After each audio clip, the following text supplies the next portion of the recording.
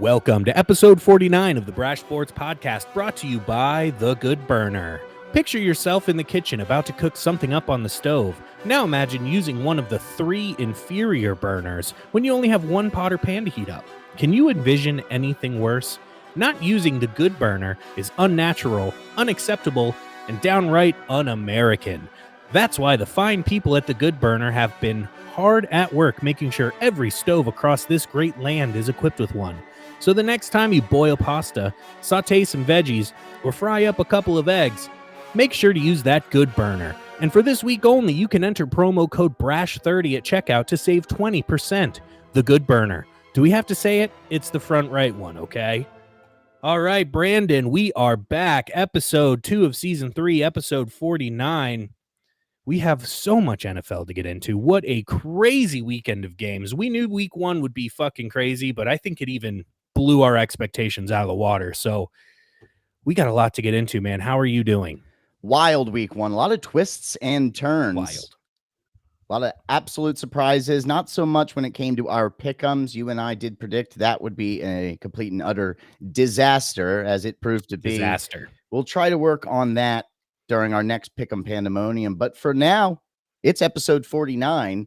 So we got a little starting lineup we got to get to, which of course involves our Brash Sports page, as is tradition. We're going to run through that slate of games for week 1, the beginning of the NFL season. We're going to get to our first power rankings of the year. Got a little change coming up for those, at least on my end. Might catch a little bit of the crowd off guard with my new approach, but people are gonna be pissed. I'm calling it now. People are gonna be really upset that you're switching up how you're doing power rankings. A lot of I can see angry fan mail following the power rankings, and then of course we're going to preview and predict our Thursday night football game coming up here shortly. We're skipping the parlay this week because we're 0 for 2, and plus we're just probably going to stick with the parlays for the Pick'em Pandemonium moving forward. Yeah. I mean, for single games, it has to be a big game, right? Yeah. The Super Bowl, the season opener, not just a random Thursday between the Eagles and Vikings. But we'll give you some good bets in there. We will, of course, still see the episode off with the Brash official world rankings, which today we're going to rank the top 5 best things about staying in a hotel. All fans can relate to. Everyone stayed in a hotel, so I would hope so. Everyone's got their little list, even if they don't know it. They got it up there. It's in there. It's deep down in the subconscious, but deep down, everyone knows that there are some great things about staying in hotels. So I'm excited to get into that. We'll be happy to tell you what your top 5 is. That's right. If you don't have a list yet, you're about to. So let's bust open that Brash Sports page, and heavily dominated, of course, by the NFL Week 1. Thought we would fly through some injury news here, and boy, oh boy, when I came up with the idea of putting the injuries together, whew, it was a real eye-opener just how violent this game really is.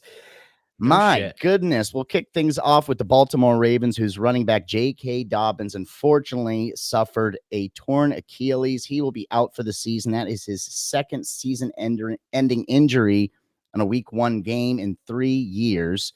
Real bummer for him. Real bummer for the Ravens, who had a lot of Super Bowl aspirations going into the season. I still think they will be a force to be reckoned with in the AFC when all is said and done, but hard to replace your starting running back. Yeah, they're always so injury prone, man. Ravens, what is going on over there? What is in the water in Baltimore? Everybody gets hurt every season. It's such a shame, man. Yeah, hopefully Week 1 is the worst for them when it comes to the injury report, because he is followed up by their safety, Marcus Williams, who suffered a pec injury. Expected to miss an extended amount of time, the length of which has not yet been determined. But last I heard, they couldn't determine what type of pec injury, because if it's a tear, that's a big fucking deal. But if it's just, I don't know, what else do you get? Strain? I don't have pecs. I got man boobs, so you don't really get as many man boob injuries. I am not a pec expert. No. So cannot elaborate on that any further. Let's move right along to the Cleveland Browns, staying in the AFC North. Their offensive tackle, Jack Conklin, he tore an ACL, out for the season. Browns, nice week one, but that is a bummer. You never want to lose a starting tackle to kick off the year. The Denver Broncos, their safety, Caden Stearns, he tore a patellar tendon, which I had to look up because I ain't no doctor. And honestly, I just didn't know that the patellar is actually in your knee. So I'm sure that was nice and painful. He will take a seat for the remainder of the year. Sticking with the Denver Broncos, their tight end, Greg Dulcich, who actually I have high hopes for this season and moving forward in general. Only his second year in the NFL. He had a hamstring injury, but the MRI results are still pending on that one to see what the extent of that injury actually is. The Green Bay Packers, they had a great week one game against the Bears. Running back Aaron Jones, he was the highlight. I predicted him to have a stellar game, not quite as good as he actually had. The guy hasn't lost a step. He looked like the Aaron Jones of 3 years ago, but he did have a hamstring injury, but I think it was really just cautionary. He is not expected to miss much time, but they did hold him out towards the end of the game because they figured, no, we don't need him. The Bears aren't that good, so we'll just let him rest and save him for week two. Hopefully we see him come back week two. Their linebacker, Quay Walker, he is in the concussion protocol. There is a lot of players in that concussion protocol at the moment, but for the Packers, it is limited to their linebacker, Quay Walker, who actually I didn't know. I thought it was funny. I was like, Quay, it's an interesting name right there. I might name my first son Quay. Quay Cutchins. That's got a ring to it. Not name. bad. Not bad. He'd be a football player. Quay Cutchins. He better be. The Houston Texans, their safety, Jalen, is it Pitry or Pitra? Or am I saying? Oh, I always pronounced it Petrie. Oh, Petrie. Petrie sounds better. Peter? I don't know. Pitre. Who knows? Pitre. Well, he suffered a bruised lung. That's a big fucking deal. He actually had to go to the hospital while the game was still going on. He is now out of the hospital, but he's, when you hear anything involving the lungs, I put in here that he's likely out for the season. Again, I ain't no expert, but he's either out for the season or he is missing an extended period of time this year. So unfortunately for safety, Jalen Petrie, we won't be seeing him for a while. Definitely not how you pronounce it. I don't know. Petrie, I don't know. Defensive tackle for the Texans, Hassan Ridgeway. He suffered a calf injury. He is questionable for week 2. And their offensive tackle, George Fant, it's not Font, it's Fant. He suffered a shoulder injury, and the severity is yet to be determined on that one. A lot of these I noticed too, just in a quick note, they just simply said injury. I tried looking up more elaborate details, but I guess maybe it's because it's still early in the week. They haven't had to release that information yet. Yeah. But that's just the way we fly around here. Okay. We're bringing you the news. We don't make it. We just tell you it. The Jacksonville Jaguars, this is, not good news for them. Fortunately, it doesn't sound to be too serious, but their star offensive guard, Brandon Sheriff, he suffered an ankle sprain, and he is currently listed as day-to-day, but you never want an injured offensive lineman right off the bat, week 1. That is rough, and especially for that interior. Well, I guess there's never a good spot in the offensive line to lose a guy, but day-to-day typically means they're going to be out at least a week from my experience. Las Vegas Raiders, their wide receiver, Jacoby Myers, he is in the concussion protocol at the moment. Their safety, Trayvon Mooring, he suffered a thumb injury, and the severity yet to be determined. But this is the one. This is the story of the week, story really of the season. I don't know. Are we even going to talk about it? I feel like we should just skip over the New York Jets injuries. Just move right along. If you've been living under a rock, you may have missed this, but Their star quarterback, newly acquired Aaron Rodgers, he suffered a torn Achilles at the beginning of the game, first drive. He is out for the season. I mean, God, so sorry, Jets fans. That is rough. We talk about jinxing all the time. I think he was just jinxed by big time media because that's all they wanted to talk about. They were just shoving it in our face. In fact, at one point during the Sunday pre-games, as I was flipping through ESPN and fucking Fox and NFL Network, wherever you could find anything, and everybody wanted to talk about Aaron Rodgers. I'm like, okay, can we talk about something else? We get it. We'll see him on Monday.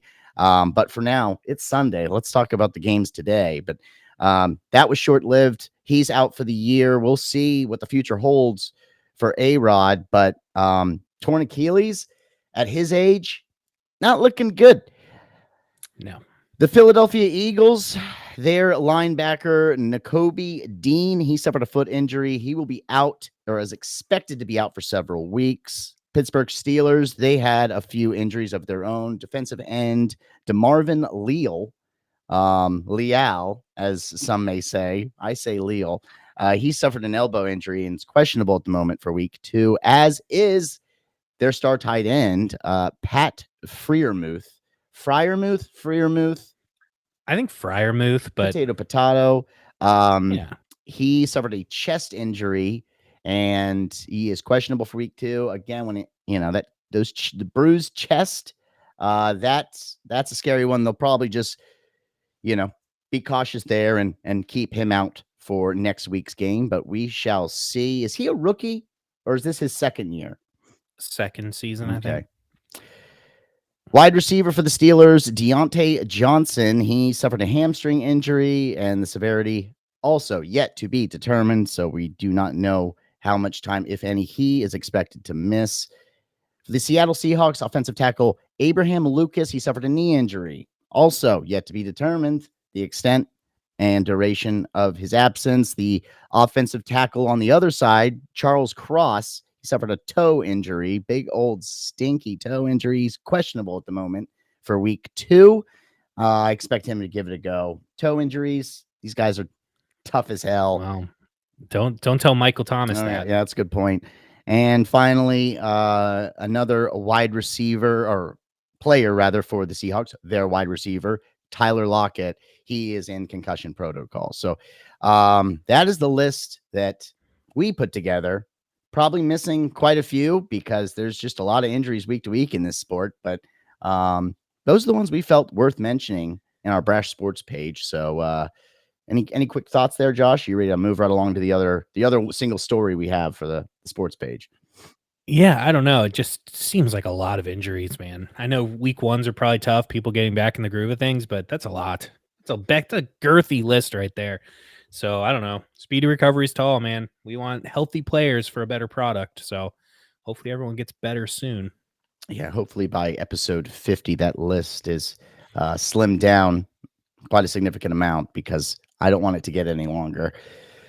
The other story worth noting, the Chiefs and Chris Jones have finally agreed to a reworked 1-year deal. I say reworked because he already had the deal, but for the sake of getting him out there, I suppose that loss to the Detroit Lions was kind of an eye opener for them. So they absolutely need his presence on the defensive line. So he will be back because he was not reporting, of course, as everyone knows, to training camp. He's been seeking that upgraded deal. He was entering the final season of his 4-year, $80 million contract that he signed in 2020. But now Jones will receive additional incentives in his new contract that will allow him to earn more than the $19.5 million that he was already scheduled to make this season, because who can live off of $19.5 million a year? That's just, what type of horrible economy are we living in where we're expecting people to get by with $19.5 million? Inflation is a killer, Brandon. Okay. Now, this guy, thankfully, is not going to have to live on the streets. He's going to be able to buy a house and live inside comfortably. And I'm really glad that he was able to get there because I hate seeing guys, It's not below the right. poverty level, living on the streets, living out of their cars, and Just we're expecting them to come out and have their full attention on football every Sunday when they're barely scraping by off the field. barely making So, ends meet. I mean, it's but yeah, good for him. Good for the Chiefs to get him back on the field. I really thought we weren't going to see him at all this season, to be honest with you. So that did come as a bit of a shocker to me. But well, he said he wouldn't sit out past week 8. huh. He did say he would come back for week 8. He also signed a Yeah, contract and didn't live up to totally, it. but So we would have seen him. But yeah, I think the Chiefs were like, "Holy shit, we need to help our defense a little bit." And I think they can get rid of him after this year because the Chiefs defense played well enough without him. So I think the Chiefs win here. Like they're going to spend a little extra money for this year, but moving on, I don't think they really need him. Their defense is young and played well enough. They're going to be able to say bye-bye to this guy who's unhappy with $20 million. yeah, and that brings us to our first game on the NFL Week 1 run through. Those Detroit Lions did defeat those Kansas City Chiefs in Arrowhead 21-20. They spoiled that Super Bowl lifting banner celebration for the Chiefs and that home crowd. And it was really the story here, for me at least, were those Kansas City receivers that tallied the 5 huge drops. It felt like 15 because each drop was so big. And they were perfectly thrown passes. Mahomes couldn't catch a goddamn break. 3 of those drops were at the hands of Kadarius Toney, your favorite former Giant, and one of those drops that bounced right off of his chest between the numbers that ended up being picked off and returned for 6 by rookie Brian Branch of the Lions. Kansas City not remotely the same offense without Travis Kelce on the field. That was obvious. They need that man, and he probably has recorded some drops in his career, but I'd guess it's probably like around 5. So, you just very seldom see Travis Kelce making mistakes like that. They absolutely needed him, and unfortunately, the injury kept him off the field, and that helped the Lions get the win, but it was much deserved. Lions played really good. They were pumped up, and I'm excited to see what the Lions bring this season. Yeah, I mean, you and I are both pretty high on the Lions coming into the year. I wasn't surprising how they kind of held their own in Kansas City, but I'm actually, despite the loss, I actually feel really good about the Chiefs moving forward, especially now that they got Chris Jones back. But even if they hadn't, I knew they were getting Kelce back, which he obviously was the difference maker there. Those dropped passes were just unbelievable. The Chiefs win if they bring those catches in, right? So to me, it's like, man, this team is going to be very hard to beat now that they've got Kelce back and they get Chris Jones back, because they only gave up 14 Lions offense, who I would say is among the better offenses in the league. So I'm not worried at all with this loss and my Super Bowl prediction of them running it back.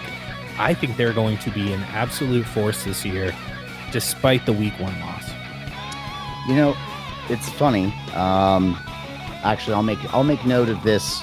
You mentioned your Super Bowl prediction. I'll make note of this when we get to my Super Bowl winning team that had a not so impressive beginning to their 2023 campaign. But first, we'll touch on the Atlanta Falcons, who defeated the Carolina Panthers 24-10. And it was, here we go again. Is it Algier? Algier. It's used Algier. Okay, like Algier all the time. Algier all day. He carried the Falcons to victory, and Mr. Tyler Algier, that was a solid season opener for him. He recorded 94 all-purpose yards, 2 TDs, but Bryce Young, on the other hand, that rookie quarterback for the Panthers, it was a rough pro debut for him. He tallied 2 interceptions, finished the day with a 48.8 rating. But what are you going to do? Rookie's going to rook, Josh. That's what they say. Bijan Robinson looked really good too, man. That rushing attack, solid. And they didn't throw the ball at all. Desmond Ridder did not look impressive from the little bit that I saw. and didn't need to be. No. They just decided we're going to just jam it up the gut with our 2 stud running backs, and we'll throw it if we need to. But Kyle Pitts didn't have a day. He only had like 2 catches. Drake London had 0 catches, and they still walked out with a 14-point win. So I don't know what to make of Atlanta.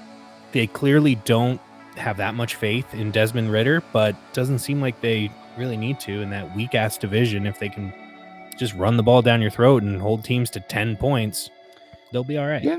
No, as long as the running attack is working and Ridder isn't losing games for them, he'll make it through the season. But he's also probably on thin ice with the Atlanta faithful. If he has one of those terrible games that does cost them a victory, then they're probably going to be looking to Heineke to get him the rest of the way through this season. I do predict at some point we will see Taylor Heineke on the field. Yeah, I agree. Heineke will start this season at some point, and I think they're going to draft a quarterback. With how many good ones are coming out this year, even if they're in the middle of the first round or toward the end of the first round because they win the division or something, they'll pick up a quarterback. I'm very confident in that. Here was the other game I mentioned just a touch bit earlier, and that is the Cleveland Browns, who defeated the Bengals 24-3. Burrow was just absolutely buried by those Browns and that defensive front. And those Browns, they held Burrow to a career worst 82 passing yards, 14 of 31 attempts completed in a sloppy mess of a game. I mean, just a complete and utter disaster for Burrow and the Bengals. Burrow, he is now officially 1-5 against Cleveland and is yet to win on the road in Cleveland. I was trying to think, what is the nickname for Cleveland off the bat? I know they have one. I couldn't fucking think of it quick enough, but that's a side note. I like to use the little nicknames for cities when I can, but didn't come to me quick enough. But Bengals, that's my there's my Super Bowl team, and Burrow, there's my MVP pick. And wow, again, do you believe in jinxes? Because if you do, there you go. There's proof. And I did have to look up because you had the Chiefs winning this year. I have the Bengals, and I just wanted to see real quick. I know I'm kind of siding away from the game itself, but the teams that have lost their season openers and gone on to win the Super Bowl in the last 20 years, how many teams would you have guessed did that in the last 20? 10. Okay. 50%. All right. Well, 5. I thought you would have guessed lower than that, but so yeah, it's not that common, but it's doable. It is certainly doable. Of course, the Giants did it both times. So, there's in fact, one of the years they won the Super Bowl, they started 0-2. So, I guess you can't read too much into the first couple games of the season. I mean, and there's some, maybe like you said before, there's just something about Cleveland that gets in Joe Burrow's head. Or we just got to start giving the Browns defense some credit. Maybe they're that good this season. We shall see. I think it's all the above. I think the Browns defense is legit. I think Myles Garrett keeps hearing everybody else talk about all these other defensive players, Micah Parsons of the world, and he wants his credit too. And he's among the best. So the Browns defense is going to give a lot of teams trouble. They always give Joe Burrow trouble for whatever reason. It's just one of those things. So yeah, when we were doing our predictions, I don't want to say I called it because I still picked Cincinnati, but I knew that the Browns would give them trouble. And yeah, sure enough, for whatever reason, Burrow just struggles against the Browns, especially on the road. So it didn't help that Jamar Chase was talking shit, calling them a bunch of elves because of their that little mascot. Right. Yeah. Yeah. So that didn't help. You never want to give, and even if it's the goddamn Browns, don't give them bulletin board material. It's not that difficult. I see it happen all the time. The dumbest little comment can fire up a team. And that's just what happened, man. Cincinnati just walked into an absolute buzzsaw, and it was ugly. Ugly. Probably the last time you hear any opponent talking shit about Brownie the Elf. You don't. No doubt. Yeah, you don't want to play with. They take that very personally over there in Cleveland. No, you're playing with fire when you talk about Brownie the Elf like that. But Jacksonville Jaguars, they got a divisional win against the Indianapolis Colts. They won 31-21, convincing fashion. Jags show off new weapons. But the Colts, they did keep it close relatively. I mean, to me, I felt like, the Jags pretty much had this in the bag the whole way through. But maybe you saw a little bit more because you have the red zone and I don't. But the Colts did take a 21-17 lead into the fourth quarter. But it was those rookie mistakes by Anthony Richardson that eventually gave the Jags the advantage down the stretch. I predicted he would have at least 2 interceptions. Was that it, or did he have some fumbles? What exactly was the case there?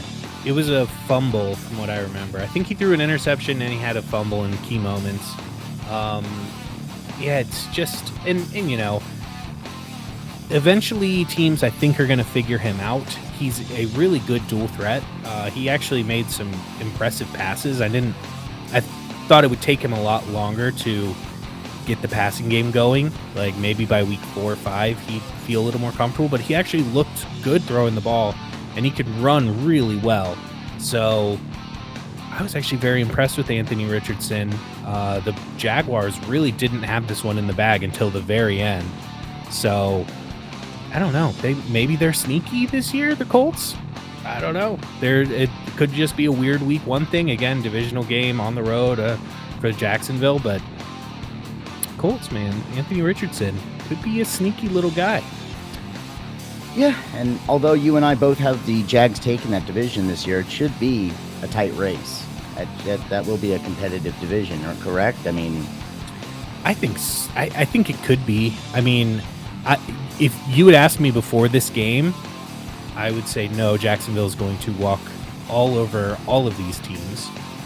But I think the Titans played a little better than I thought. The Texans didn't look good, but they had to go into Baltimore. That's just, they're going to lose that game regardless. But the Colts, I think, actually might be the surprise team of that division. Looking back on week 1, I would have guessed last place easily for them. But now I'm thinking maybe second behind the Jags. And I think they give a lot of teams trouble. I don't know. Again, I could be way off. I was very wrong on a lot of things this week. I'm going to just plan on continuing to be wrong on a lot of things. Speaking of being wrong, you and I were wrong on this one. The upset special of the week, Tampa Bay Buccaneers getting a win in Minnesota against the Vikings, 20-17. Baker, he clutched it up after a rough start. The man got it going. His first official start, of course, with the Bucs, and he was a little rocky out of the gate, starting with only 3 completions out of 11 attempts. But the Tampa Bay defense, they of course allowed the Bucs to stay in that game. They really kept the Vikings on their toes. The Vikings could never really get anything going. The Bucs defense forced 3 turnovers and held the Vikings to only 7 points in the second half. Mayfield finished 21 of 34 for 173 yards, 2 touchdowns, and surprisingly, no picks. I expect a little bit more out of the Vikings defense, even though they weren't great last season. But you know me, I don't put much stock into what happened the previous year. I just assumed they had some time. They had a nice offseason to fill those gaps. But when you kick off a year and you lose to the Bucs, who a lot of people have being just an absolutely shit show of a team this season, not a good look. You're probably not too happy if you're a fan of the Purple People Eaters. No, and I think the big shock and the reason why I was very high on Minnesota was it was a 12 o'clock game or a 1 o'clock game in Minnesota. Kirk Cousins has got to play better.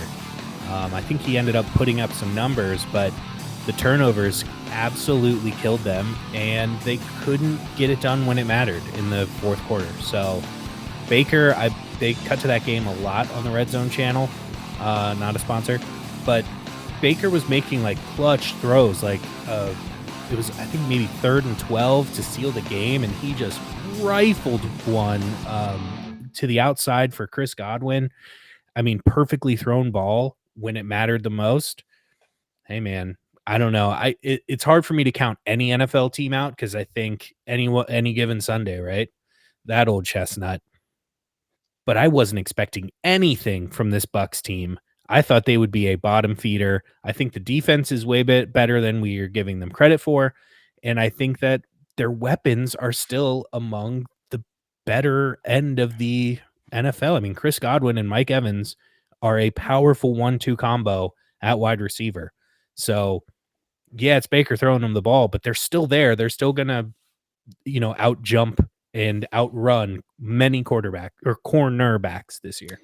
Yeah, I know. There were red flags all over that one. We were making our picks. I said Vegas knows something, which is why I'm taking the Vikings with the 5.5 points. I mean, just what an idiot. I should, now I know. Okay. You live and you learn. Next time, I'll when I know Vegas knows something, I'll think smarter. I'll do better, Josh. Hey, I didn't do any better than you, bud. This one was not much of a game. The San Francisco 49ers, they went into Steeltown and they beat the living shit out of the Steelers 30-7. The Niners defense completely smothered Pickett, and it was ugly from the go. I mean, here we go again. We both picked the Steelers in this one. But Brock Purdy thought maybe, that was just a flash in the pan at the end of last season, but looks to be just he looks to be the quarterback of the future. His elbow looked perfectly fine. He completely dismantled the Steelers defense. He went 19 of 29 for 220 yards, 2 touchdowns, no picks. And Brandon Ayuk, the absolute stud receiver now in San Francisco, he has proven to be the favorite target for Purdy. He hauled in 8 catches for 129 yards, 2 touchdowns, and Christian McCaffrey, he, of course, poured it on with 152 yards on the ground with a score. So, I thought the 49ers probably have a disappointing season. But, yeah, if you're going off of this game alone, Brandon, you're an idiot. What were you thinking? 49ers are an NFC favorite like most predicted. So, shame on me. Shame on me. Again, I'll do better. Yeah, I did not have any reservations about Brock Purdy. I obviously picked them to go to the Super Bowl, so I've been very high on San Francisco. I think this is their year.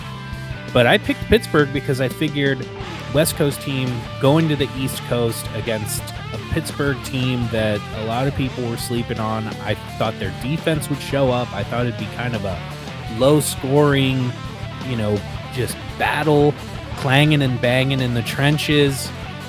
Turns out maybe Pittsburgh just isn't as good as I thought, or San Francisco is just way better than I thought, because it looked so bad for Pittsburgh. They were embarrassed in this game. They couldn't stop anybody. And Brock Purdy, I definitely think he's above average, but he should not look as good as he did. Pittsburgh, you've got a lot to work on, guys. And, man, they might be the most disappointing team this season. Just based off what I saw, could be a long year for the black and gold. Yeah, speaking of Kenny Pickett, he was sacked 5 times for a loss of 34 yards and threw 2 interceptions. So, just that 49ers defense forced to be reckoned with. And who knows, maybe the adjustments that the Steelers made to try to fix that offensive line, they didn't take. They didn't take quite yet. But hey, there's still time. It's week 1. Okay, don't. Also, Kenny Pickett's tiny hands are finally catching up to him. I think it's official. Everyone who doubted him before the draft and said his hands are too small, they are vindicated today. They were absolutely right. It's his hands are the problem. Those tiny little hands. Those tiny little baby doll hands. One pick I did get right, and I'm really happy I did, because, boy, it was close. I did predict it to be close because I know better. But my Washington Redskins, also referred to these days as the Washington Commanders, that's what I call them sometimes, when I get angry. I'm like, damn you, Commanders. But the Commanders, they beat the Cardinals in front of their home crowd 20-16. They kicked off the Harris era with an ugly win. But hey, as a Redskins fan, lifelong Redskins fan, I was happy with this one through and through because there was so much to be proud of. Just again, starting, it really felt like a fresh start. FedEx Field being sold out for the first time in 7 years, as previously mentioned on our last episode. But the true thing here was that for the first time in 30 years, a large majority of that crowd were actually Skins fans. They were rocking the burgundy and gold. The place was loud when we were on defense. I mean, I texted you during the game and you laughed at me. I wasn't used to that. Like, that should just be a normal thing for all fan bases, but it's been so long since, I mean, I think the last time it was anywhere close to this was perhaps that 2012 season when RG3 was a rookie, and we were, and that was really the offense that was lighting things up, but still, it gave the crowd, the Redskins faithful, something to be happy about and cheer for, and it just, we haven't had that in so long. Again, it was an ugly game. Sam Howell certainly looked green. He looked like it was his second overall start, in which it was. He threw a terrible interception. He gave up a fumble that was scooped up and returned for a Cardinals touchdown. But that was the only Arizona touchdown of the day. And Howell and the Skins rebounded from that 6-point deficit, and they ended up winning by 4. Sammy Howell, he finished the day at 19 of 31 for 202 yards, 1 passing TD, 1 rushing TD. There goes the parlay right there. I had 2 passing touchdowns, but he did score 2. But I didn't think of putting the rushing touchdown in there. Shame on me. But the Skins D was the real thing to take away here if you're a Redskins fan. It was dominant. Granted, it was over the lowly Cards, I understand, but they were able to rack up 11 tackles for a loss, 3 sacks, and 2 forced fumble recoveries, one of which pretty much sealed the deal and ended the game for the Burgundy and Gold and got them that dub. So, hey, like I was trying to tell my fellow Redskins Nation, it's a win is a win, especially week 1, especially with who, by all accounts, is a rookie quarterback. I mean, your second NFL start, you are a rookie. But, I thought there were some bright spots there, and I'm excited for the future. I'm not predicting we're going to make the playoff this fucking season, but I think moving forward, we could grow with this guy and become a competitive football team with him under center. All right. Love to hear that. Yeah, I don't know. I didn't see much of this game, but I know that you gave a lot of people in eliminator pools a heart attack because I'm sure a lot of people were picking the Redskins because it'll probably be the only week that they pick the Redskins. Hey, go for it. Yeah, I mean, good for them, I guess. I don't know if Arizona is tanking like I thought they would be. They're doing a really good job at hiding it because they look like they were trying their asses off to win this game. So the fact that, the Skins were able to hold them off is always a good thing. So yeah, man, congrats on a win. It must be nice. Don't think that, real quick, I know you want to get to the next one and I need to get off my soapbox here, but don't think that the players are tanking. The players are never tanking, okay? And it's still 11 on 11, grown-ass men, NFL professionals out there. And the Cardinals locker room, they were hearing that shit about the tanking and them expected to be the worst team and, going for that number 1 draft pick. And that all that does is just get the players fired up. I mean, yes, I did watch this whole game because I'm a Redskins fan, but I probably won't watch, likely won't watch another Cardinals game unless they happen to play on primetime in the future. But you could tell that they just had a nasty mentality about them. They really wanted to win, and I think they proved that they are tough. They're not going to be an easy out for anybody this year. So, I know the Giants got him next. I know, you're going to be gunning for getting that first win of the season. But don't overlook those Arizona Cardinals. Okay. The players will play hard regardless of the owners trying to tank. Yeah, no question about that. The Baltimore Ravens, they started off with a win against the Houston Texans, as we mentioned before. They won 25-9. The Ravens defense They held strong at home as expected. This one, really no surprises here. Now, granted, the Ravens only managed a total of 265 yards, and Lamar Jackson turned the ball over twice. That not so good for Ravens Nation, but the defense kept C.J. Stroud and the Texans out of the end zone. Baltimore's rushing attack, they shined. I do think J.K. Dobbins, just like as mentioned before, any starting running back for any team is a huge loss, but the Ravens will be just fine. They'll find a way to adjust their play calling accordingly, and in 3 weeks' time, we'll completely forget all about J.K. Dobbins. Sorry, buddy. Wow. I know that was harsh. I didn't mean for it to come out like that. Kicking the man while he's down. I know. We just lost him as a subscriber. I mean, he has been a subscriber since the beginning. Goodbye, J.K. One Dobbins. of our few loyal fans, J.K. Dobbins. Sorry, buddy. The New Orleans Saints, they defeated the Tennessee Titans 16-15. This one, just a boring one in the Big Easy, but the Saints prevailed. This game was close all the way through. Not the most exciting matchup. It was sealed by the Saints after they capitalized on a Tannehill interception late in the third quarter and converted it into a 5-play, 33-yard touchdown drive. And really the biggest highlight that I could find for this one was Chris Olave, who caught 8 out of the 10 targets thrown his way. And he finished the day with a total of 112 receiving yards. So no surprise there, I suppose. We expect I think most people had New Orleans to win. And yeah, Chris Olave looked good. Early on, Michael Thomas was getting like every target. And I was like, holy crap, Michael Thomas is back. They're gonna run the offense through him, but they slowly shifted back to Olave being the guy. Derek Carr, like a lot of pressure on him. I thought he played really well from what I saw. And Tennessee, they got to do something with Ryan Tannehill. Like, that guy is not very good. And I think they need to give Will Levis a shot here soon to see what they've got in him. Otherwise, move on and draft a quarterback this offseason. You don't want to go back to Malik Willis?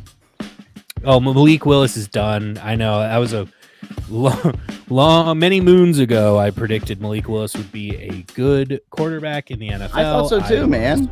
Wrong. A lot of people did. Okay, I think Mel Kiper had him high on his board. Did he? I don't know. Oh, that's where I fucked up by listening to Mel Kiper. Yeah, I have no idea, but we should have him on the show and ask him about it, since he bailed on us last time. Yeah, I don't think he just stopped returning my calls, so I don't know. Let's get to the absolute. We went from the most boring game probably to the absolute thriller of the week, which was the Miami Dolphins defeating the LA Chargers, or as some still call them, and I heard it many times, the San Diego Chargers. Dolphins win 36-34. They went into LA with one thing on their mind: score early, score often, and coincidentally, the Chargers had the same plan, and fireworks commenced, Josh. This one was just a fun one. I'm mad that my game was going on. Well, no, this was an early game, right?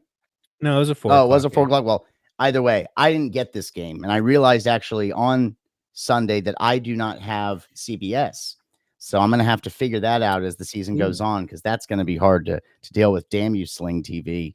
Damn you. But it was the Dolphins who finished strong, were able to walk out with a win thanks to a historic game by Tua and Tyreek Hill. Tua, who I was so low on. And again, I was just low because I really just felt like he should bow out gracefully and not get any more concussions, because that's been his problem in his NFL career, or his football career as a whole. But man, I mean, turns out when he's on the field, he is just fine. Finished the day 28-45 for 466 yards, 3 TDs. He threw one measly little pick there, but that is all forgiven, especially when you have a man like Tyreek Hill you can throw to. He recorded 11 catches for 215 yards and 2 TDs. Those highlights were a lot of fun to watch. Yeah. So I'm glad I took him first in this year's fantasy draft. Yeah, hey, congrats, Brandon, on being the only guy to have Tyreek Hill on your roster and lose. This is true. That is true. And it's because they had Joe Burrow. It's because they had Joe Burrow. Joe Burrow.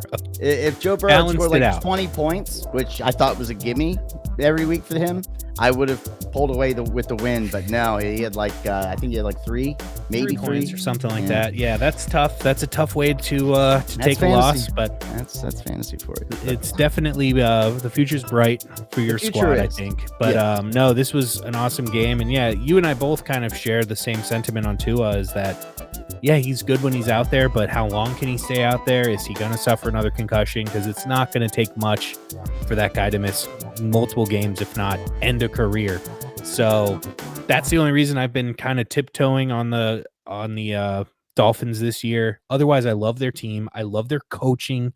They're the San Francisco 49ers of the AFC, with Mike McDaniels running the Shanahan system. They just are so clever with their play calling. They're so fun to watch, and their defense, I think, is improved under Vic Fangio. So they're a team to watch. If Tua can stay healthy, they are absolute, I don't know, an offensive juggernaut. So yeah. I think they can go toe to toe with anybody and just outscore them. Dude, I just hope Tua can stay healthy in order for that to happen, because the last thing you want to see is for him to get a concussion and it be ugly and him go out, and then the Dolphins' chances just go into the toilet. But good for them, man. What a great week. And also, quick note on the Chargers. They've got to get their defense figured out. Like, what is Brandon Staley doing? He's got all of these weapons. They invest all their money on defense, draft picks on defense. He's a defensive head coach, and they just can't stop anybody. They always finish among the worst defenses in the league. Something has got to change over there, because Justin Herbert's doing his best to keep them in games, and they just give up so many points year after year. So Chargers, figure it out. You can make the same argument against the Dolphins, though. I mean, they did come out on top, but it was a 2-point victory, and they allowed 34 points. So, I can't wait to see them versus the Bills or the New York Jets, because, the Jets, of course, unfortunately, a lot of wind out of those sails. But that Jets defense against that Miami Dolphins offense, that should be fun to watch. Yeah. Let's hope for no concussions, though, to Mr. Tua. The Philadelphia Eagles, they got the win in New England, or in Foxborough, against the New England Patriots, 25-20. The Eagles grabbed the lead early, fend off those Pats. They jumped out to a 16-0 lead. It looks like it was going to be a complete and utter ass whooping in the first quarter, but that was all due to Jalen Hurts and a touchdown pass to Devontae Smith, and a 70-yard pick also by Darius Slay, and a field goal for good measure. So why the hell not? Eagles fans were like, okay, this is pretty much how we saw this game going, but that lead would be cut to a 16-14 scoreline at half, thanks to a pair of quick touchdown passes from Mac Jones, who was fairly decent in this one. Eagles were able to hang on the second half. Patriots had some chances, man. I mean, I was following this one on Gamecast. Again, couldn't see it, but I was following close. I really rooting hard against the Eagles. Oh, of course. And yeah, despite giving New England several opportunities, again, those Pats weren't able to capitalize on it, and it was just overall, towards the end there, sloppy by both teams. But the better team, I do, of course, feel won. I had the Eagles completely annihilating them, I believe, in our pick'ems. I thought they were going to win by at least 20 points. You did say that, didn't you? Maybe, and again, that may have just been that reverse jinx I was trying to do, even though it wasn't. I was being honest there, and it almost worked, though. It almost worked. And again, the Pats had a chance. This is what I took from this one, Josh, is that one of two things: either the Patriots are going to be much better than I thought this year, or the Eagles are going to be significantly worse than I thought, who I have winning the NFC with ease this year, even with those 49ers in the conference. So your thoughts on that one? I think you might be right on both accounts. I think the Patriots are a little better than we thought. I think Mac Jones, despite having no weapons, right? He's got Juju Smith-Schuster and a couple tight ends that are notable. I think he threw for like 350 yards and 3 touchdowns. Like, he had one of the better games of all the quarterbacks playing. So I think he's going to surprise some people this year.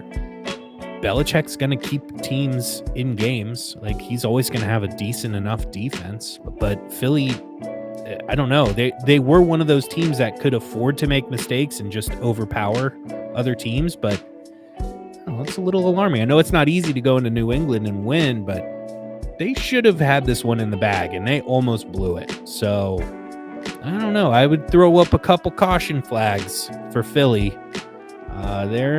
They should have won this easily. Maybe not 20 points, but they should have won this game easily, and they didn't. They almost blew it. So caution flags are up for Philly, as they should be.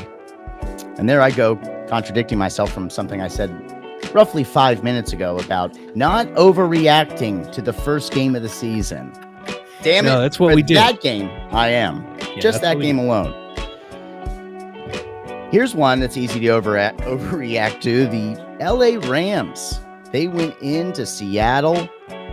They spanked them Seahawks 30-13. No cup, no problem. It was an easy day for them Rams.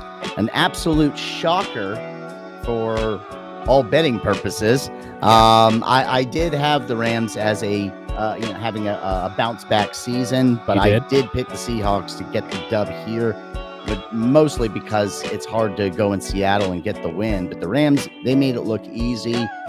They won convincingly, and many expected to continue building on last season's success for the Seahawks, but that just doesn't look like it's probably going to be the case again. Brandon, don't overreact. Don't do it. Don't fall into the trap. We could see Geno bounce back.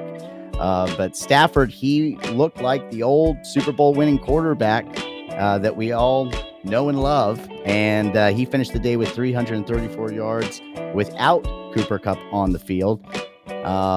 And the rushing attack, they were the ones that tallied 3 touchdowns between rookie Kyren Williams, who I am not familiar with, and, of course, veteran Cam Akers. But I did hear some whispers about Cam Akers, who started the day as the starter in the backfield, potentially losing that starting role. And I'm going to assume that's to Mr. Kyren Williams. So I did not, shame on me, Josh. I didn't do my homework. I did not watch the highlights of this one. And frankly, they didn't show a ton of highlights on this game. But Rams not getting a lot of love after that impressive win. Yeah, I'm a little surprised by that, because this should have been Seattle big the other way.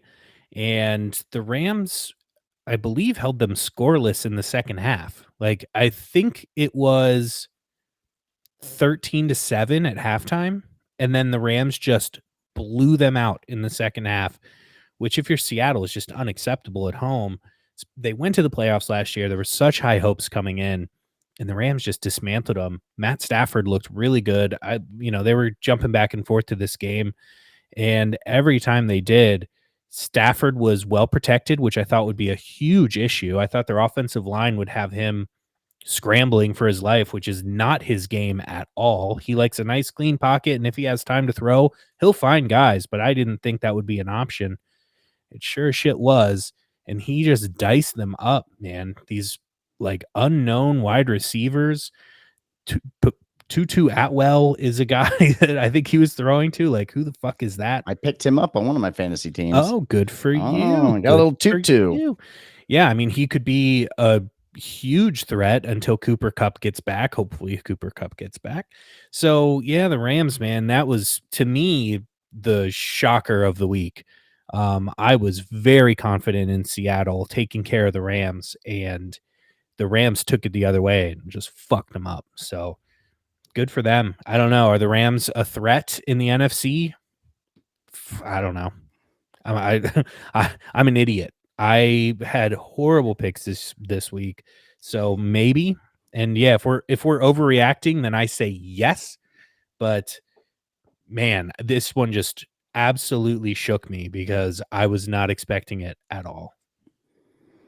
Yeah, no, it was a stunner. This next one also very surprising in terms of the score line. We had agreed on our picks for all the previously mentioned games. This one we differed on. The Green Bay Packers and the Chicago Bears. I had the Pack. You had Chicago. The Packers got the win 38-20. They still own the Bears, even without Aaron Rodgers under center. It was Jordan Love's day out there, and he got that first win in the books. Must have felt great for him. I mean, I was happy for the guy. I actually saw a lot of this game, and he led that calculated Green Bay offense up and down the field. It looked like with ease.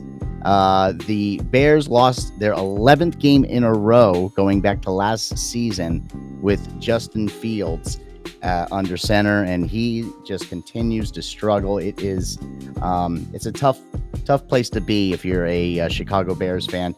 I reached out to you during this one. I threw a text your way when I was watching it and just simply said, the Bears look terrible. There was nothing there. I mean, even the 20 points, you can't even hang your hat on that if you're a Bears fan, because I think like 10 of that was like garbage time. It was one of that, like the Pack weren't even really trying at that point. And let's be honest, Green Bay isn't known for a stellar defense, but it was just ugly all the way around for the Bears. Offense, defense, everywhere. So good for the Pack, good for Jordan Love. I'm happy to see he got off on the right foot there with his fresh new start, but not good. Not good for the Chicago faithful. Yeah, from what I could tell watching that game, it looked like it was a team with a plan playing a team with absolutely no plan. Like the Bears didn't know what they were trying to do. They really don't have much of an offensive identity other than Justin Fields, go make a play, please. Like out athletic them without any sort of help.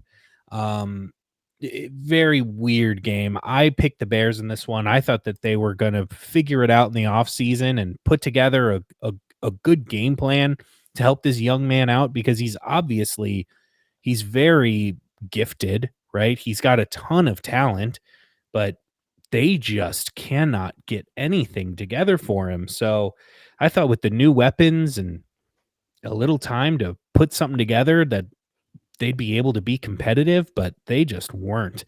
It looked like they were just snapping him the ball like it was a backyard football game and just having him run around and try and make a play. And that's just not going to cut it in the NFL. Whereas the Packers were just a well-oiled machine going up and down the field. You could tell that they had practiced this.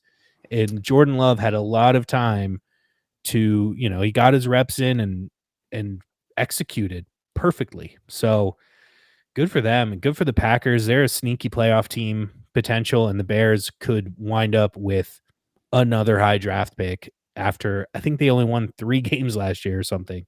So it's tough, man. Tough day to be a Bears fan, because there were some high hopes in Chicago, and I think they were all just flushed out the window. I had to look it up because I realized I had no idea. I mean, again, 15-year-old Brandon would have been on top of this. I knew all the star players for every team and the head coaches and most of the coordinators. I was pretty good back in the day, but not so much anymore. Do you know the head coaches for the Bears? Eberflus. Damn, good job. All right, yeah. I had no idea. Don't know a Matt Eberflus, but I don't need to know him very long. Give me Matt Eberflus winning the Nathaniel Hackett Award this season, being the first coach out of there. Yeah. Matt Eberflus. I was trying to think of a funny name to call him, but I couldn't think of anything. I'll have something for you by next episode. How about that? We'll come up with some Eberflus jokes for you. That's our promise here at Brash That Sports. is our guarantee here at Brash Sports. You want Eberflus jokes? You got them. Stay tuned. The Vegas Raiders, they got their opening win of the season, traveling to Denver and beating the Broncos. The final scoreline there was 17-16, and it was Jimmy G that led those Raiders to that first win. Special teams struggled, and poor play from Russell Wilson down the stretch left the door wide open in the fourth quarter for those Raiders, who had to come back and sealed their 7th straight win against those Broncos. And the Sean Payton era off to a rocky start there in Denver with that offense or onside kick that they attempted on the opening kickoff. I mean, the balls, I'm telling you, the balls, that Sean Payton, I told you, he was talking some shit in the offseason, and to go out and kick an onside kick for the opening kickoff, who in the hell do you think you are? I'm glad the Raiders went in there and got that win. I did pick the Broncos, but go Vegas. Happy they stuck it to Sean Payton. Yeah, you and I both were kind of like, this game could go either way. I think I'm a little higher on the Broncos than you, but yeah, to come out and just put your balls on the table and kick an onside kick, if it works, great. But if not, you have just fired up the entire opposing team, because they're looking at it like, wow, these guys don't respect us at all. Let's go punch them in the mouth. Now, I think Denver should have won this game. They missed a field goal, missed an extra point. Like, those were the things that can kind of make the difference. But Russell Wilson down the stretch couldn't get it done. I think they had a few 3-and-outs in the fourth quarter when they were just trying to seal the game away. Like, you gotta get some first downs, run off some of that clock. Don't give your opponent an opportunity to come back. Couldn't get it done. I'm a little surprised. I'm not necessarily surprised that Vegas won, but the way that they won surprised me. And it's really the way that Denver lost, more so than the way Vegas won. But good for them. Good for Jimmy G. He continues to just be a guy that fucking wins a lot of games. He doesn't do it in spectacular fashion, but the guy wins a lot of games. He just won't lose you games. There you go. He won't. That's that's it. Ball security, job security, as they say, Josh. That is a saying. I hear that all the time. The Broncos will get a mulligan to get that win in front of their home crowd with the Washington Commanders coming to town next week. So we'll see if they can capitalize on that and a rookie quarterback in Sam Howell. But it will be 2 tough defenses going at it. So that one will be a fun one to watch. I'll let you take the lead on the next game we have here, Josh. We were waiting all day for a Sunday night, and I couldn't wait for it to be over. Dallas defeats the New York Giants 40-0 as the Cowboys pass rush flattens the Giants.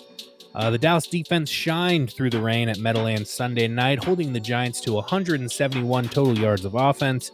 They were able to sack Daniel Jones 7 times, force 2 interceptions, including a pick 6, 1 fumble, and a returned block field goal for a touchdown. Absolutely nothing went the Giants' way as the Cowboys bent them over a barrel. That was one of the worst games I've ever watched.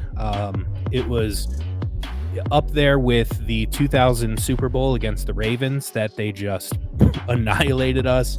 The playoff game last year where Philly beat us, I want to say 38-7, where Philly just dominated us. But we went into that game kind of thinking, Philly's on a roll. They got the bye week. The Giants are coming off this high of winning a playoff game that no one expected us to win. So that one wasn't so shocking. It was a much easier pill to swallow than this one. This game was just horrible to watch. Like I said, nothing went our way. Every bad break you could get, we got. The ball just wasn't bouncing in our favor. And we just took it in the chin. It was tough. And Daniel Jones really took it in the chin because the guy couldn't get a second to think or move or do anything. The right side of our offensive line, they should just never play in the NFL again. Evan Neal and Glowinski, you guys need to be cut. We got to figure something out to shore up that side of the line because Dallas was just getting through with no problems. No problems getting to Daniel Jones. It was just really tough to watch. In the rainy, sloppy field, it was ugly. But I will say there's some bright spots, right? One really bad loss still only equals one loss. This doesn't equal 0-3. It means 0-1.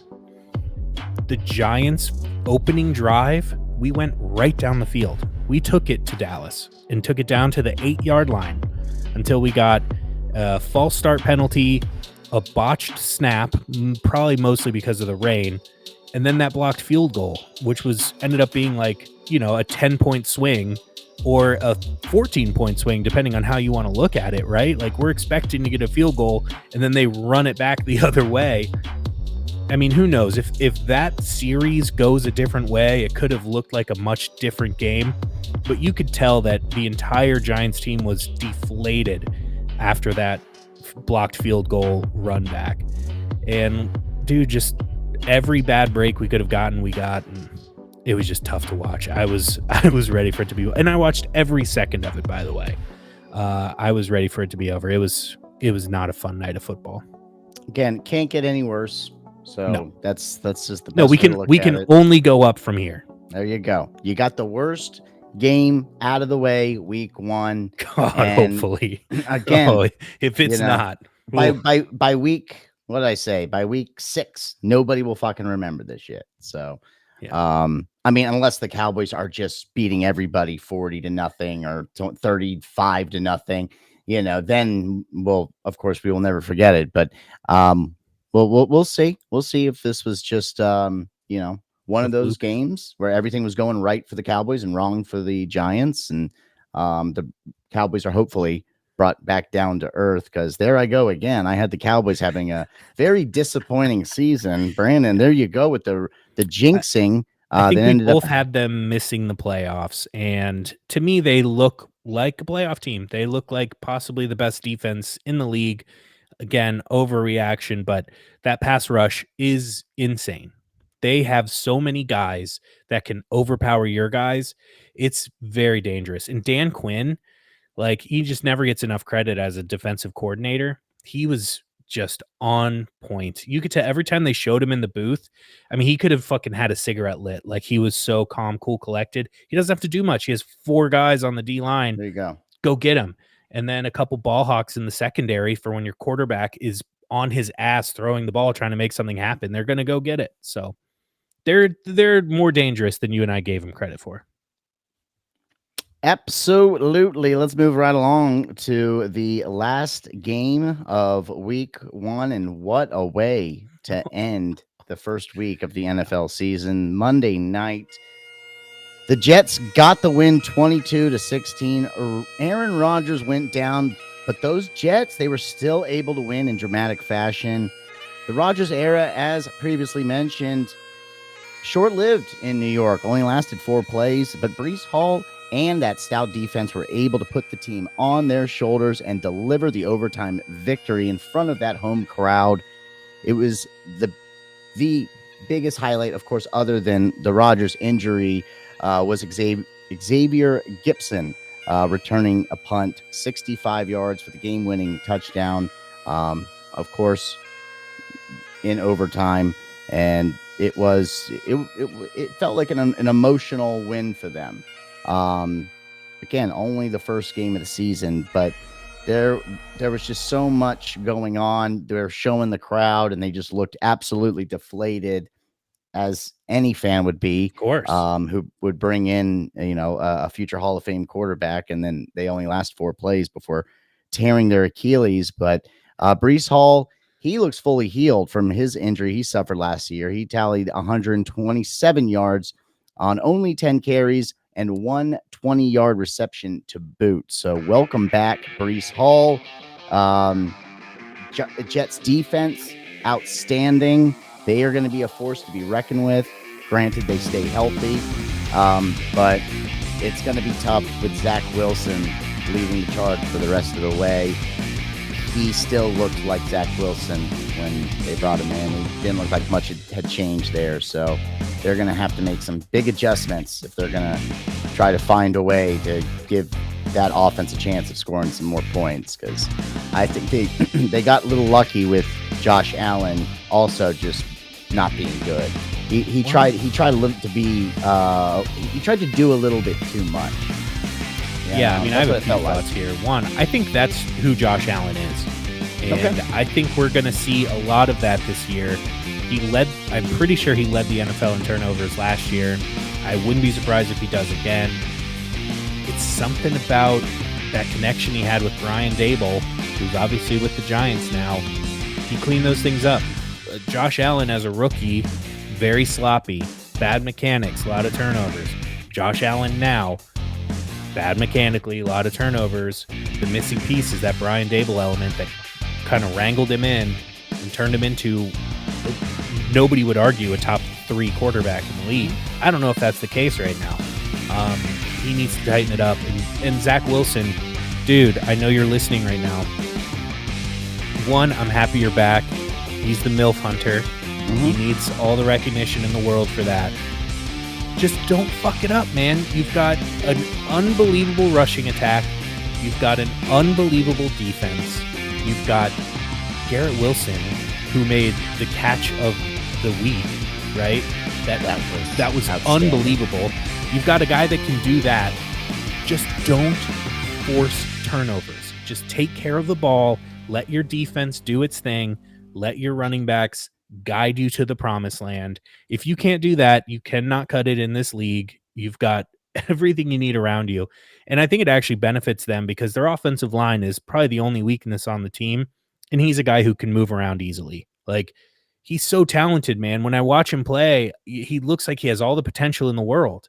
And then he just makes bad throws and turns the ball over and makes you scratch your head. So, Zach Wilson, get your head out of the MILFs and get it back on the football field, bud.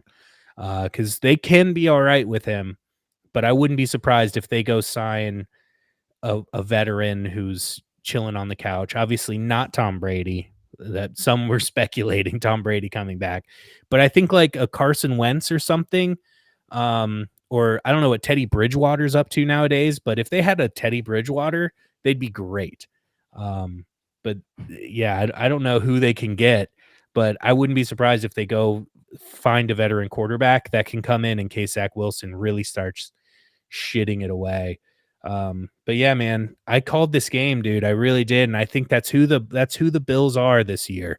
They're going to be low scoring, turnover prone. Their defense is sound, but there's issues with Stephon Diggs now and, some drama with him and Josh Allen. I had the Bills losing in the first round of the playoffs. I don't know if they're making the playoffs this year.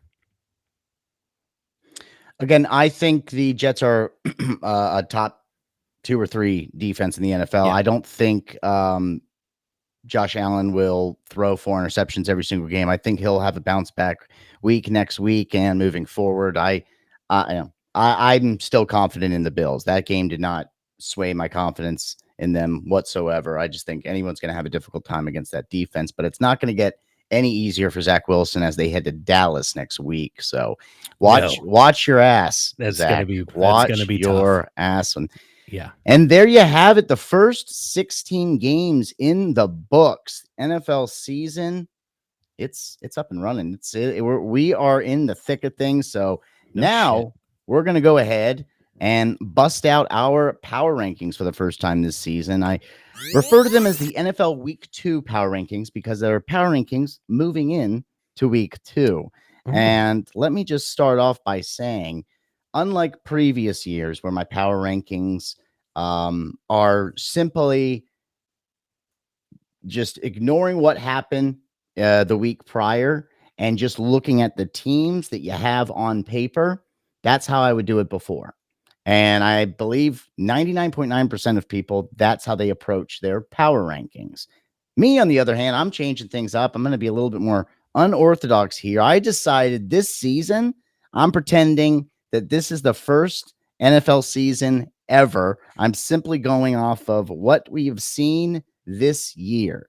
So obviously, you'll have more of a body of work as the season goes on. But for right now, we only have one game, Josh.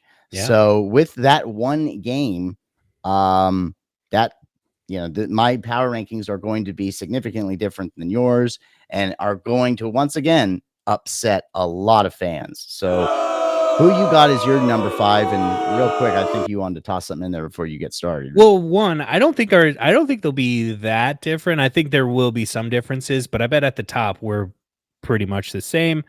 My philosophy, if for anybody listening for the first time, I'm going to use the same one as last year. I go by, you know, the top 5 teams can beat the previous 27, right?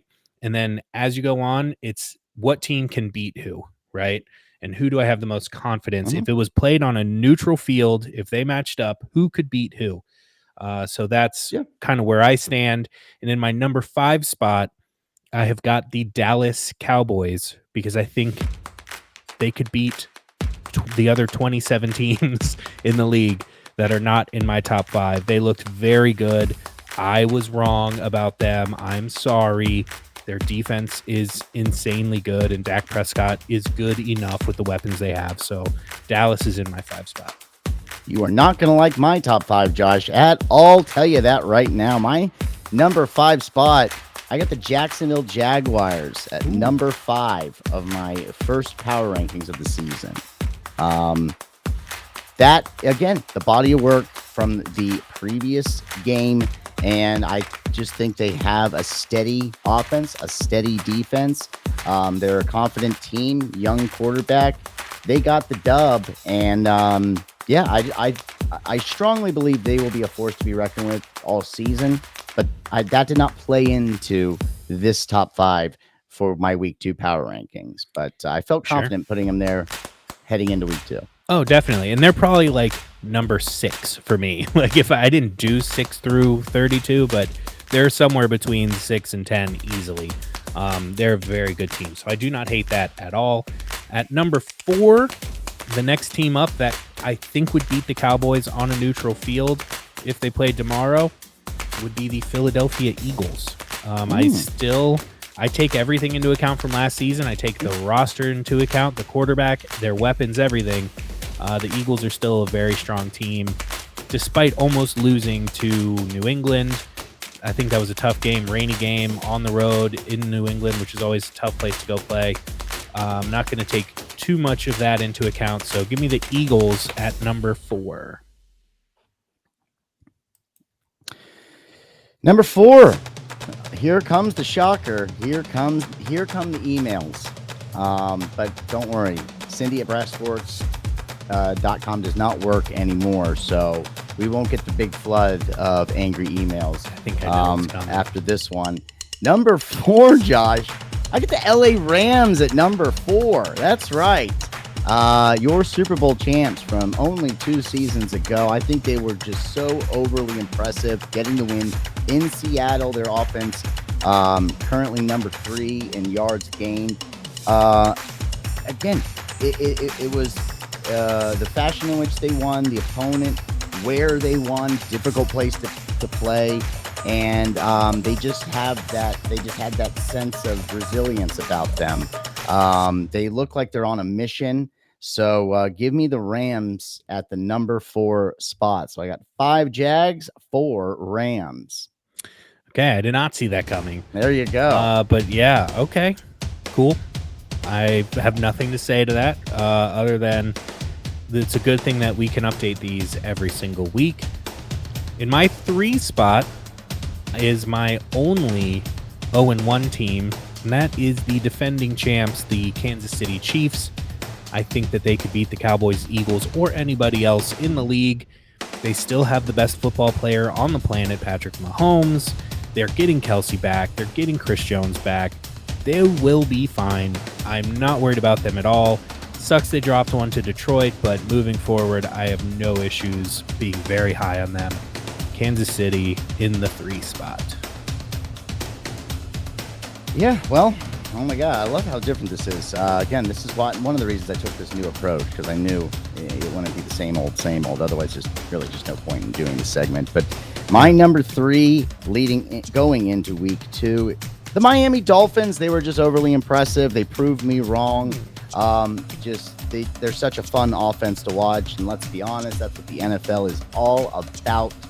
Now, they could very much slip out of my top 5 if they allow another 27-plus points in week 2, because I'm not a huge fan of having a stellar offense and a non-existent defense. I think eventually that will come back to bite you. But again, with the 1 week to work off of, to go off of, I got Miami Dolphins as my number 3 team in the NFL in my week 2 power rankings. Interesting, because I have the Miami Dolphins at number 2. I was so thoroughly impressed with them, and the only reason that I wasn't super high on them coming into the year was because I was worried about Tua's health, but that's not a fair reason to keep a team down until the guy gets hurt. Hopefully he doesn't. But until he gets hurt, they have to be among the best teams in the NFL. I think they can go toe-to-toe with anybody and win. So for that reason, they're in my number 2 spot. They really impressed me, and I cannot hold a potential Tua injury against this team. They are a great squad. So Dolphins at 2.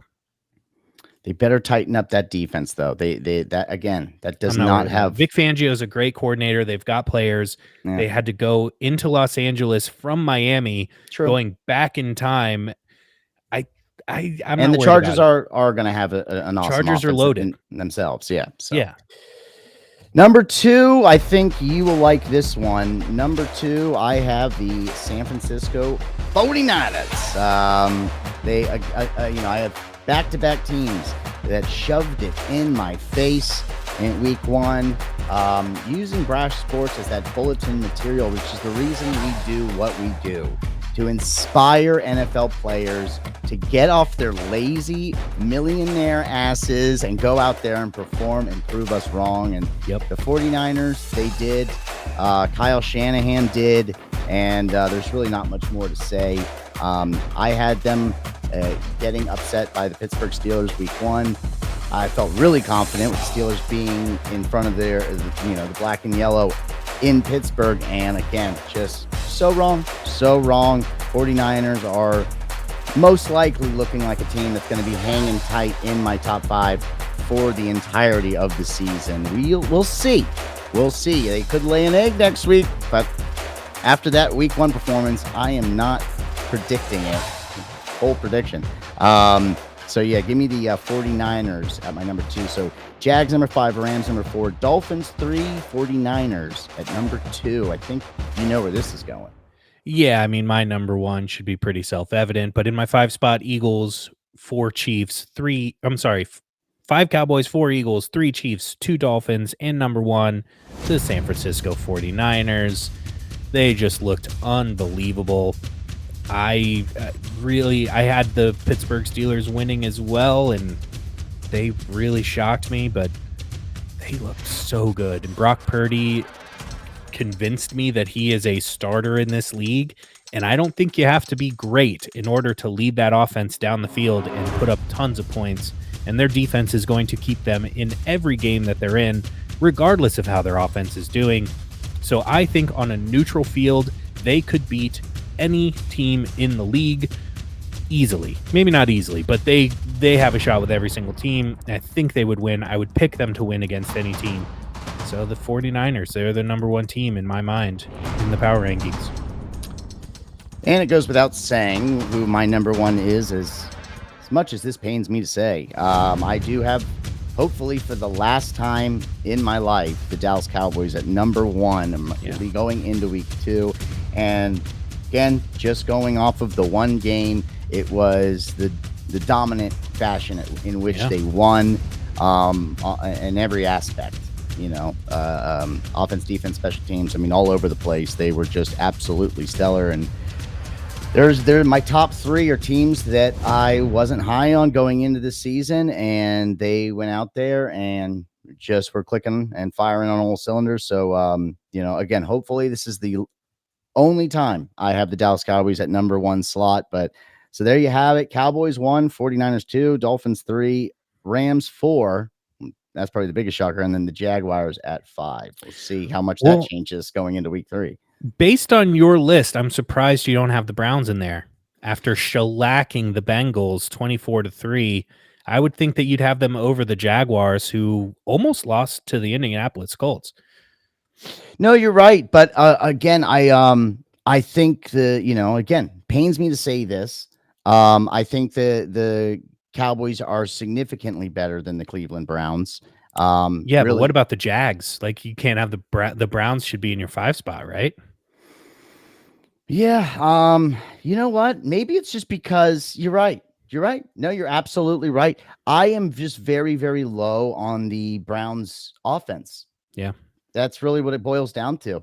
I don't think their offense is at all scary to me, whereas the Cowboys, Niners, Dolphins, Rams, and Jags all have offensive firepower. So Very true. maybe that's what it is.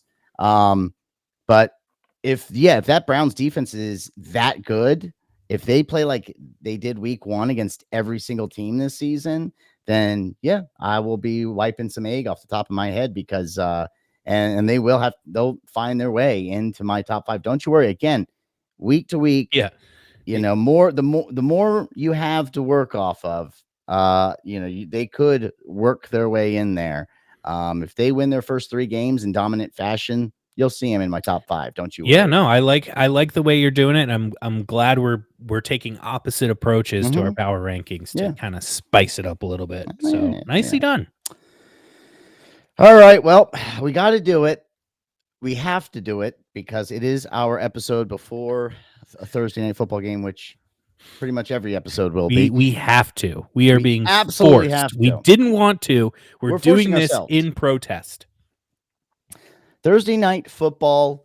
I don't know how I feel about Thursday night football anymore. I mean, of course, I love football in general, but like if they got rid of it tomorrow, it wouldn't tick me off. I think I'd be fine. Maybe I'm just a little bitter because majority of the league plays one Thursday night football game this year, and they have the Redskins at 2, and I think that's kind of fucked up. But whatever. I digress. This isn't about the Redskins. This is about the Vikings and the Philadelphia Eagles. The 0-1 Minnesota Vikings headed to Philly to take on the 1-0 Eagles, your defending NFC champions. The line currently sitting at -7 for Philly, the over-under at 49.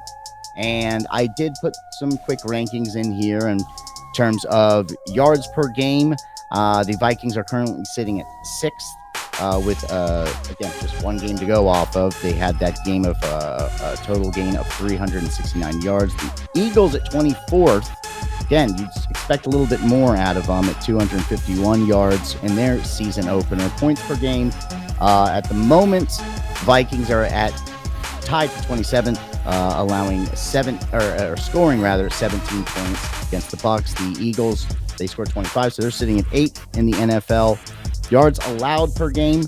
The Vikings are at 7th at 242 allowed. The Eagles at 28th. They allowed 382 yards against them Pats, and the points allowed both are tied at 10, allowing 20 points in their season openers. So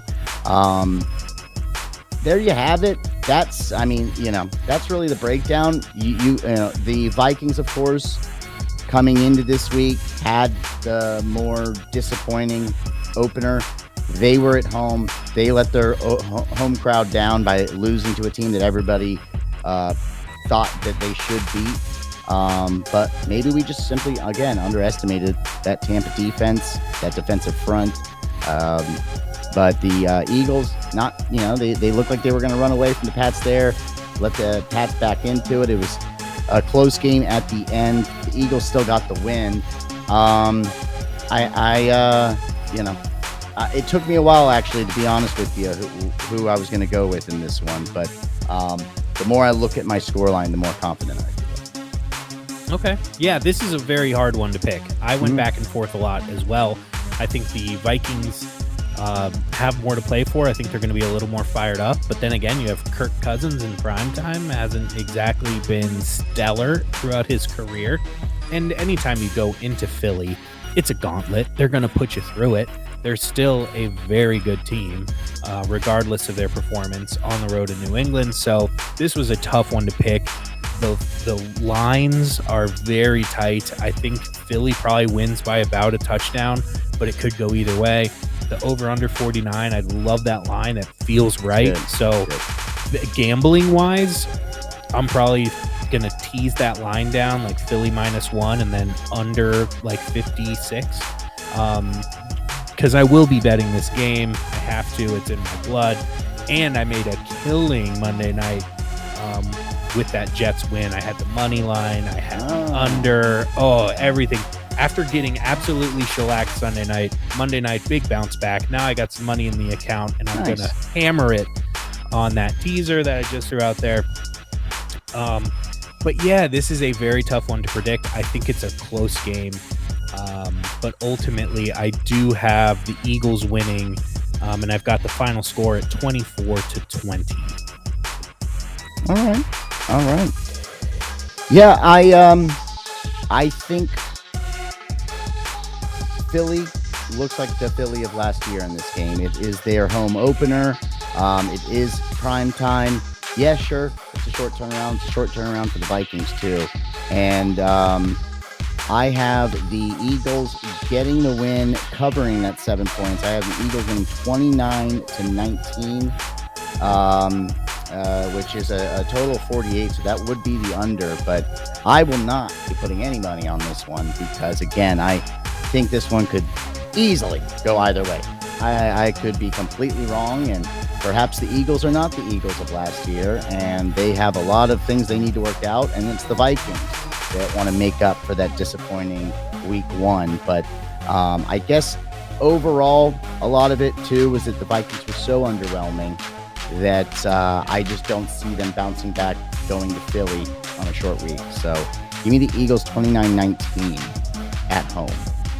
Okay. Yeah, no, I like that. I mean, again, gun to my head, I'm probably taking Vikings +7 just because I think it's a closer game. But I do like the under. If we're both on the under, that feels safe. But again, if you can tease those lines down, tease the Eagles down closer to a money line, and tease that under up to the mid 50s, I think you'll be in good shape. So that's what I plan on doing, and then finding some player props because man, I love betting player props. Probably some Jalen Hurts rushing props. Maybe I'll get a wild hair on Thursday. Do it. We'll have to. Yeah, we'll have to collaborate. But we shall see, Josh. We got to get into the Brash official world rankings. It is time because we are running short of time. So without further ado, let's get to the Brash official world rankings.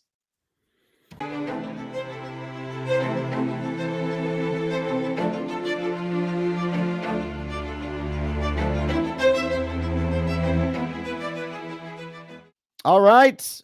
And with the Brash official world rankings, today is the top 5 best things about staying in a hotel. We'll try to go through this quickly. We know, anybody that's stuck around this long, they got things to do, people to see, places to go. So, or they're just stuck in traffic and have nothing better to do. So thank you for sticking with us all the way to this point. All right. So let's try to make it as quickly as possible, as we possibly can, which is not easy for us. The number 5 slot for best things about staying in a hotel. I actually had the mini bar. I had to throw the mini bar in there because it's such a hotel staple. And who doesn't like to dive into the mini bar and get themselves a $6 Toblerone from time to time? Or of course the tiny little airplane bottles of liquor. I mean, if it's there, it's meant to be dabbled with. And sometimes you just got to spend a little bit more to literally get a little bit less. So give me mini bar at 5. Mini bar was in my honorable mentions, but not because of using the mini bar, just to have it as a topic of conversation. Can you believe they charge $3 for a pack of peanut M&Ms? Like, that's what I like about the mini bar. I've never cracked into one because it's just so overpriced. It's like buying candy at a movie theater. Just sneak it in. My number 5 is the second bed. I love getting a room with 2 queens. I always opt for it over the king, especially if I'm staying there a few nights. Now this is a kids show, so I won't say the best thing about having a second bed, But one thing I always do with the second bed if I'm by Give it a shot. myself is to use it as a closet. Using that second bed as a closet is always so much fun. You lay your clothes out and it's, everything's kind of organized that way. You never put the stuff in the drawer like a psychopath. You use the second bed as a closet. So that's my number 5 thing about staying in a hotel room that I love. It's funny. I never touch the second bed if it's there. Never there. I mean, Not as a closet? actually, having worked in the hotel business for 10 years, I would strongly discourage you from using the bed as a closet. And we'll talk about that another time as to why that is. But No. there are some hotels where there are things in those beds that can get into your clothes and you can carry Well, along with you home. And it's not the best souvenir to take with you. I never really take my clothes out of the suitcase. They're just always. I literally well, pull out whatever I'm going to wear, as it was packed. So suitcase that's the goes way I approach on the it. bed and then it's open and Okay. then yeah. Okay. That's fair. So, yeah. Number 4, I went with room service. And of course, I'm not talking about housekeeping. I'm talking about the room service, having food brought up to you. And especially if it's 24/7 room service, which I Mhm. haven't stayed at many hotels that offer that. But again, it's just a hotel staple, had to make my top 5, and it fell at number 4. So, um, again, just an absolute staple of staying in a hotel is the room Absolute service. Hall of Fame Mhm. hotel thing, There you room go. service. For my number 4 spot, I've got a great night's sleep. I always sleep really well Hmm. in hotels. I always even if the bed is as comfy or even less comfy than my bed at home, for whatever reason, I just sleep better in hotels. Those blackout curtains always keep the room pitch black. I don't know where they get those things, but I think they're like NASA engineered to block the sun. And I just always get a great night's sleep in a hotel. So that's in my number 4 spot. Yeah. Wow. All right. Very, very different top 5. I'm liking this. Yeah, Number me too. 3 on my list, I went with something called the hotel restaurant slash bar. Okay. Yes, I Yeah. mentioned mini bar, but that's not a bar. It's just called No. a mini bar. Whereas the hotel restaurant slash bar, not all hotels have this, but anytime they do, I dabble. I Oh, take yeah. part in it. I usually start off by hitting up the hotel restaurant slash bar, grabbing a couple brewskis before I get the trip started and usually see off, or say goodbye, sayonara, from the hotel bar where you got to know that nice, kind bartender that works down there. So, the hotel restaurant slash bar, it's also just nice after an event. 'Cause most of the time you're going in a hotel or staying in a hotel, you're going to an event. You can have a little nightcap, at the Yeah. little hotel restaurant. Hey, it's an easy commute to your room. So, give me hotel restaurant slash bar at number 3 and cocktail hour. That's part of the whole thing too. Yes. Yes. No, that's really clutch. Yeah, being able to walk back to your room and not have to get into a car or call an Uber, that's really clutch for the bar. In my number 3 spot, I've got room service. It had to Yeah. make the list. I mean, I think it's, a little maybe I have it a little ahead of where you've got it, but it's just a fucking staple of staying in a hotel, and you don't do it often, but when you do, you feel like a fucking king. Like the world is your oyster, and it was like the original DoorDash, right? Like people Yeah. delivering food directly to your door. I don't have to take my fucking I don't have to put pants on. It's the best. Room service, it's way up there. For my Number number 3. 2 my number 2, I took the staple of all staples for a hotel stay. The first ballot Hall of Famer complimentary breakfast and Yeah. all-day coffee. I threw that in there too, Ooh. because they kinda go hand in hand. Yeah.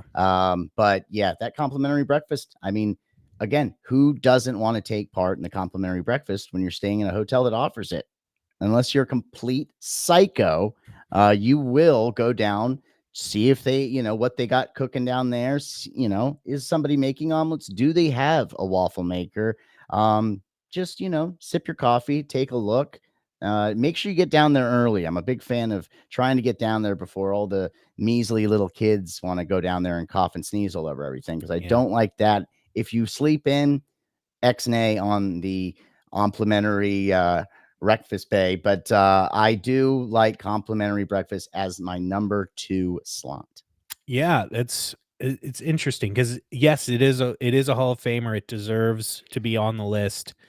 But in my number 2 spot, I've got maids.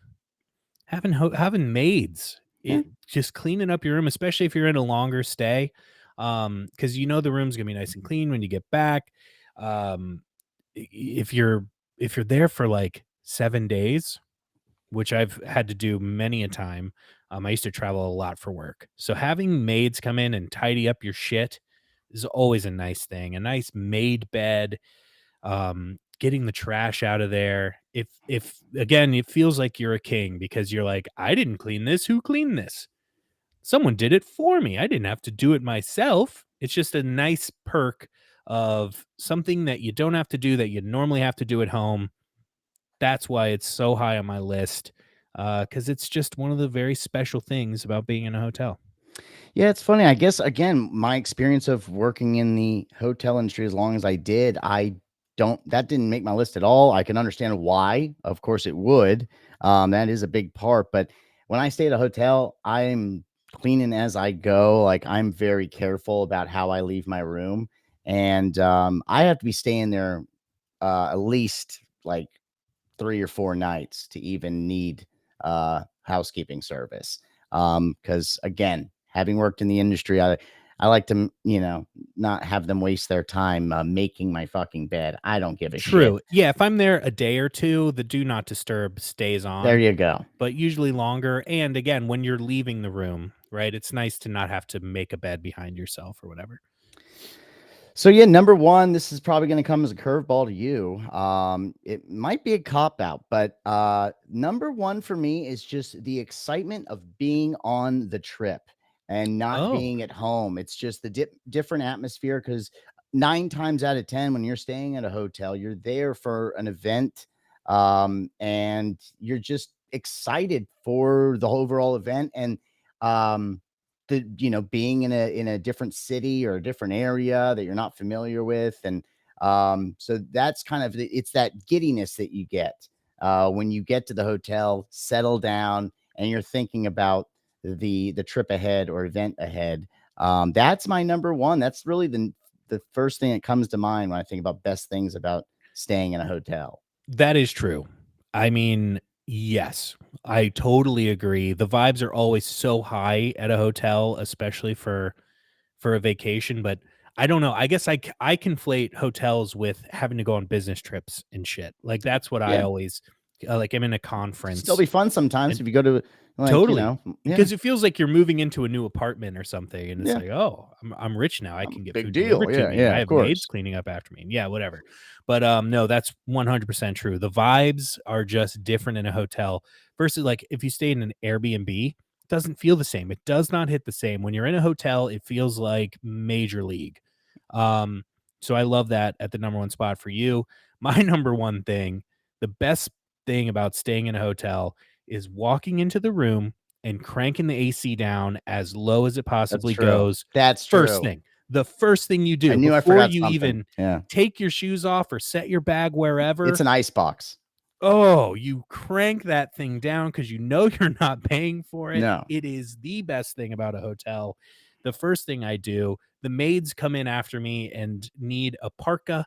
Mhm. It's just the best. I fucking love it. When we talked about doing putting this together as the list, that was my number one instantly. It's very true. So It's so funny how that didn't click in my head because that is a must for an every time I absolute ever stay must. at a It's a hotel. staple. I need to be able to see my breath before I Yeah, yeah, close yeah. my eyes for No a good doubt. night's rest. So yeah, absolutely, and that's something you won't do at your house because you're No, paying for it. Um, exactly. oh, and oh my God, that's your number one. I didn't even think, and that kind of goes hand in hand with the hot shower, and you can take the longest, hottest Oh, shower I you know. possibly That want. that's And you're not going to run out of hot water unless the place is a shithole. So yeah, that's another very underrated one I didn't think about. But yep, hot shower is my cold room, honorable hot mention. shower, Hot showers are in my honorable mentions, along with, stealing toiletries, um, you che bastard. checking out the gym and pool and pretending that you're gonna use them is one of my Hmm. favorite things to Yep, do, and then I have continental breakfast in mine, nice. but I put rating the continental breakfast 5 minutes before they shut down, because I'm usually one that's sleeping in for the continental Yeah. breakfast, and I sprint down there 5 minutes before they close and just grab whatever I can. Yeah. Unless it is a business trip, in which case I'm usually up early and I go actually sit down and enjoy myself. But I like getting there right when they're opening the doors for that thing. But yeah, of course, dude. It's definitely less filthy that way. my honorable mentions, nothing too special here. I mean, most of this is just the stuff that kind of makes you feel like a bigwig. The cozy robes that they have, I Oh, the mean, makes you robes. feel Yeah. like a baller. When you Yeah, stay at a nice hotel, the fucking, the Virginian in of Lynchburg, course. that place made you feel like a thug staying there with the big Best cozy robes. best It robes of all was time. it's a funny bit. It's a great bit. You can wear that robe anytime during the day. And Yeah. the hotels that offer valet service, again, it makes Mm, you feel like your shit don't stink. yeah. I'm too good to park. You can park my car for me. And at a really nice, really, it has to be a hotel of a particular caliber for me to dabble. But the pool and hot tub, this isn't. I'm not talking your fucking, we'll leave the light on for you. I'm talking, like the real fucking 5-star type hotels Yeah. when you're fortunate enough to be able to stay in one. That's when you feel comfortable taking a dip in the hot tub or pool, because it's got to look nice and crystal clear. It can't be all murky and stinky like a fucking Hampton Inn or anything like that. Yeah, So, that's why I like to just walk down there and look at them and go, "Oh, I would, yeah, I'll go in there," and then you just never do. But it's a highlight. It's a highlight of the hotel experience just to walk down and look at it.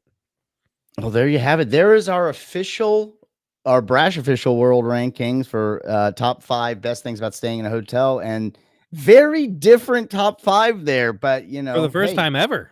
I love it. it was 100%. Yeah. But yeah, pick and choose which top 5 you prefer. You can vote now on Twitter or X, depending on what you call it. Go to our Twitter. page now to cast your votes, and give us the feedback. I mean, what's the new email address, Josh, that people are sending things to?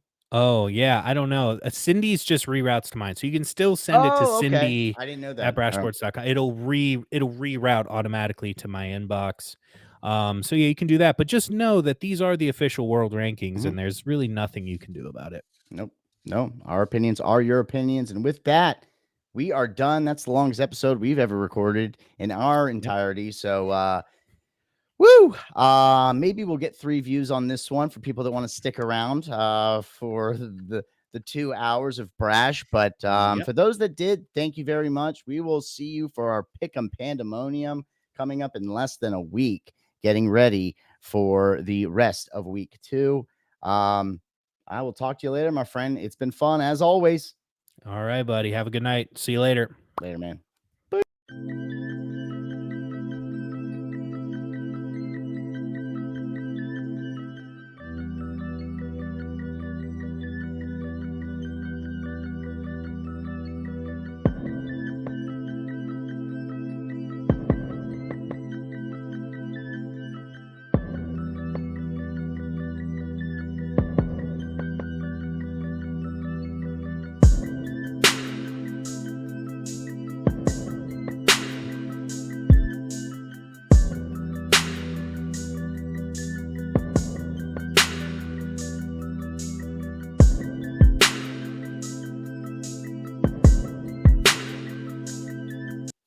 Welcome to episode 49 of the Brash Sports Podcast, brought to you by The Good Burner. Picture yourself in the kitchen, about to cook something up on the stove. Now imagine using one of the 3 inferior burners when you only have one pot or pan to heat up. Can you envision anything worse? Not using The Good Burner is unnatural, unacceptable, and downright un-American.